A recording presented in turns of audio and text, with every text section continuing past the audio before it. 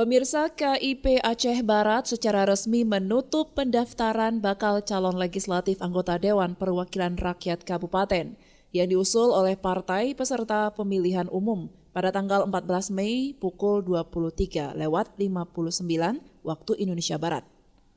Sebelumnya, pendaftaran bakal calon anggota legislatif dibuka sejak tanggal 1 Mei hingga 14 Mei 2023.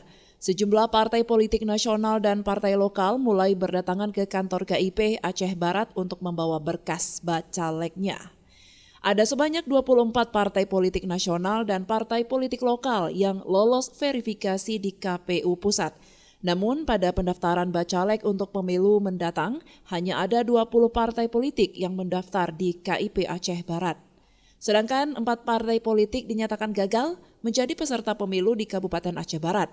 4 partai tersebut, 2 diantaranya adalah Partai PSI dan Partai Garuda yang dipastikan gagal karena tidak mendaftarkan bacaleknya ke KIP. Sedangkan Partai Gelora dan Partai Sira ditolak dan dikembalikan berkasnya oleh KIP karena tidak memenuhi syarat sesuai dengan PKPU nomor 10 tahun 2023 tentang pemilu. Hingga batas akhir pendaftaran Partai Gelora tersebut tidak terdaftar pada Sistem Informasi Pencalonan atau SILON. Sementara untuk Partai Sira, dokumen SILON yang diupload dan berkas fisik tidak sesuai, sehingga dinyatakan resmi gagal mengikuti pileg untuk DPRK Aceh Barat. Jumlah partai yang mendaftar dari dimulai tahapan pendaftaran bacalek 1 Mei sampai 14 Mei pukul 23.59 22 partai politik. Kita belum bisa katakan gagal karena yang kita terima 20 diterima, 2 dikembalikan dokumennya dan 2 tidak mendaftar bacalek. 2 partai yang tidak mendaftar bacaleknya itu Partai PSI dan Partai Garuda.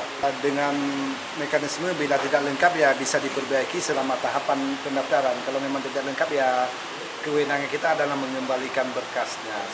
Bisa saja partai akan melakukan gugatan nanti pasca penetapan ini bisa saja.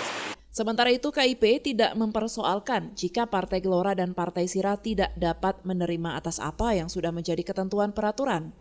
Maka kedua partai tersebut dipersilahkan untuk melakukan gugatan kepada Panwasli terhadap KIP. Dari Aceh Barat, Orian Saputra melaporkan untuk Puja TV Aceh.